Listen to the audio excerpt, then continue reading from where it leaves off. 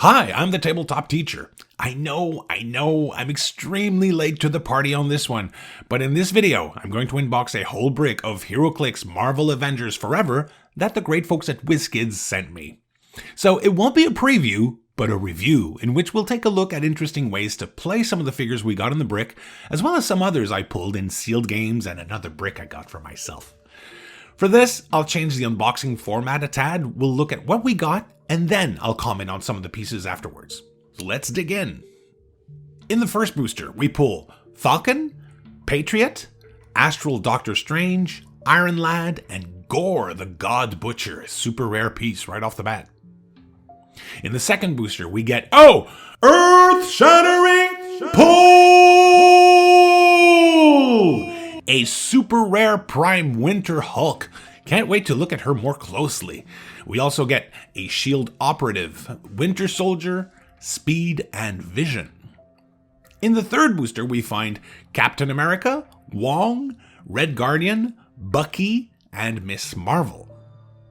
In the fourth booster, we pull another Astral Doctor Strange, Mantis, Wonder Man, Nick Fury, and a super rare She-Hulk, the non-prime version of the Winter Hulk we pulled in the second booster. Very, very nice.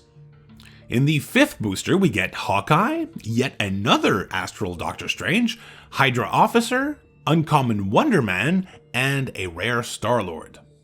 In the sixth booster, we find Mindless one, we'll want several of those, I'm sure, another Wong, Wonder Man, Reptile, or is it Reptile? Reptile? I'll say Reptile, and Kazar.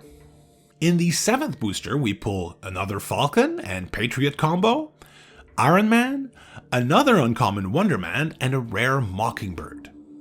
In the eighth booster, we get our first Hydra agent, I'm sure I'll want several of these, another Patriot, Black Panther, Uncommon Hawkeye in a darker palette, and a rare Swordsman.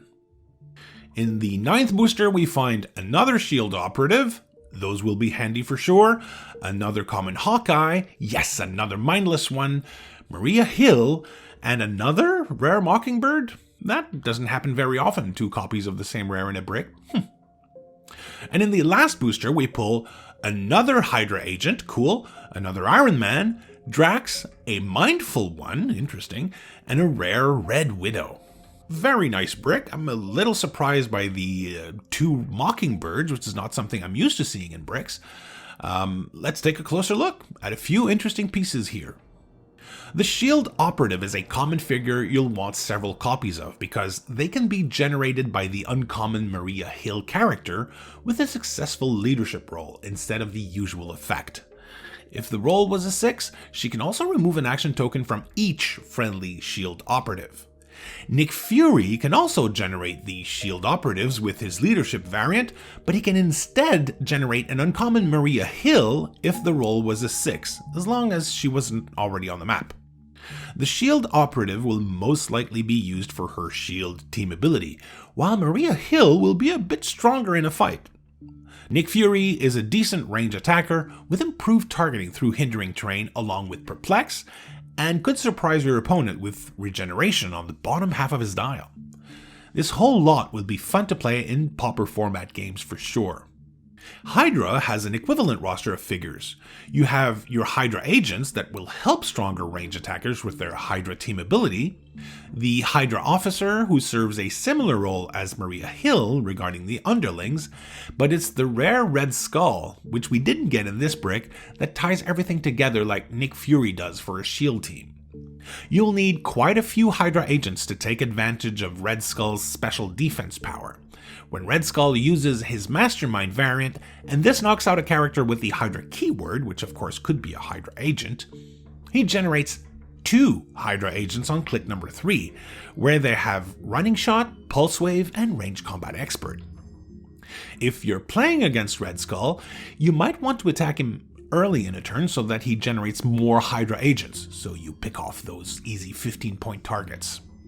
The Mindless one is a 15-point annoyance you can throw at opposing characters to tie them up. Plasticity, Empower, and the Mystic's team ability are all very handy for that purpose. They can be generated by a Mindful one, Baron Mordo or Dormammu. Got those two in another brick I opened. But you will be giving away 15 points each time. They're very slow, so you might want to make sure you have a character that can use telekinesis to put them into position. I love this version of Dormammu. I've played him with Agnes, especially for her Senior Scratchy bystander, and Felix Faust in a mystical team. Those two can use enhancement and are relatively easy to position just right, so Dormammu can deal 7 clicks of penetrating damage with a 14 attack value. Wouch. He's not as scary after those first 3 clicks, but with a little bit of luck, you can heal Dormammu 2 clicks with his leadership variant by knocking out a mindless one when you roll a 6. But you might prefer to generate Baron Mordo on click number 4 if he's not on the map. If you do, he might be able to heal Dormammu with his leadership variant as well. The High Priestess is a tarot card you might want to have in your tarot deck. Oh, and let's not forget, for each 6 you get in Dormammu's attack roll, he can generate a mindless one adjacent to the target. I really like this guy.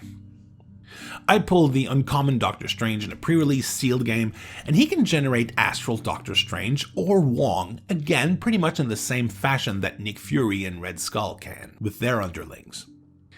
The Astral Doctor Strange is there for enhancement, so is Wong, but he has a trait that allows him to follow a mystical friendly character after it moved. But after resolutions, it's not like being carried, so Wong can be given a costed action after being placed this way. But whatever action was taken to place him this way has to resolve before, so that means you won't be able to use his enhancement until the action resolves. His attack value is 10 with 3 damage. I can work with that. The uncommon Doctor Strange can use telekinesis and can use it as a free action on himself. If you pay 5 points more, you can replace the common Wonder Man when he would be knocked out with his uncommon version. The latter will start at click number 9 and you heal him half a d6. If you're lucky enough to roll a 5 or a 6, he'll be in a good position to attack again. An outwit charge combo can do wonders, but if your opponent can make other attacks on Wonder Man when you replace him, you're likely to simply give away 35 more points. If you pay the 5 points for that trait, you don't have to replace him, you may replace him. In any case, the uncommon version is a solid range attacker for 100 points in Pauper format. Red Guardian has an interesting special defense power that allows him or an adjacent friendly character to simply evade an attack, no rolls required. It's a once per game thing. Is it worth 50 points though? Really depends on the team you're going against. In any case, you can make a fun Winter Guard team to take advantage of this along with Crimson Dynamo that will protect adjacent friendly characters' defense powers from outwit. Add a couple of Red Widows that are solid close attackers with Charge, Flurry, Stealth, and Blade's Claw's Fangs variant that allows you to get another attack in if the damage result was disappointing. If you're lucky enough to pull Winter Hulk, she will allow all characters on this Winter Guard team to use Poison, and she's another very strong close attacker with Charge, Flurry, Close Combat Expert, and Battle Fury, which is always good for ignoring shape change and making sure she's not used against you with mind control. That first click is essentially a flurry of 12 attack with 5 damage. With the 10 points left in this team, I think I would assign Winter Hulk the Angler from the Wonder Woman 80th Anniversary set to give her more mobility. A very fun team.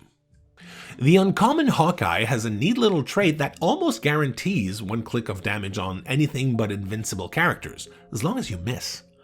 Dealing 1 penetrating damage when you miss makes it so that you're better off missing an impervious character than hitting it. Reptile is a nice versatile tie-up piece. When he would be knocked out, he has a 50-50 chance of coming right back to click number 1. On the beginning of your turn, you choose his click, giving you interesting close attack options. With shape change on all clicks and flight, this is not a bad way to spend 40 points. The animal keyword has interesting options too. You'll want 3 copies of the Uncommon Vision to take advantage of his holographic manipulation trait. That is, if you're counting on one of your characters to make close attacks, but personally, I need something to give Vision a free move to really make use of the whole thing. Again, the Angler from the Wonder Woman set is a good option. The Mindful one grants the Mystic's team ability to adjacent friendly characters. This might be more useful in a monster-themed team than a mystical one, but that's only if you play him at 40 points. At 25 points, you get a monster or mystical medic that can eventually pop up mindless ones if you roll enough ones, thanks to his rally trait. Miss Marvel is an interesting close attacker. Her rally trait can help you out when your opponent rolls a great Blades, Claws, Fangs, or Regeneration and switch a 5 or a 6 for that 2 waiting on her card. She only needs line of fire for that. She could be at the other side of the map as long as she sees the target. It'll work for leadership, willpower, super senses, impervious, anything where your opponent rolls a single d6. Her morphogenics traits will either make her very hard to hit at range or make her a more reliable attacker. Choose the first when you start the game, and it's good until a later turn when she's in a good position to make a close attack. Kazar generates a Zabu Bystander at the beginning of the game. You'll find a Zabu Bystander token in the yellow variant of the Avengers Forever Dice and Token set. Zabu's a decent close attacker, and it can move up to half its speed value when Kazar is given a move action. That free half-speed move could instead be given to another friendly character that shares a keyword with Kazar, which gives you quite a few choices. Would I play 2 Mockingbirds? Well, at 40 points, it's thinkable. She starts with Charge, Leap, Climb, and Stealth, with Precision Strike and Close Combat Expert, which makes her a reliable close attacker. The Shield team ability is always nice, of course, and she has a range value of 4 for a little extra versatility. Star-Lord is a recruiter for Guardians of the Galaxy characters. I haven't seen a lot of players use the recruiter trait as of yet. I must say, giving away the points before being knocked out is a risky move, obviously. I'm guessing it's pretty much the reason you would play him at 30 points.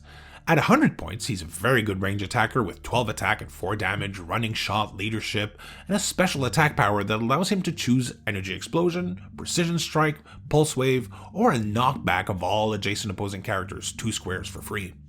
Swordsman is a flashy close attacker.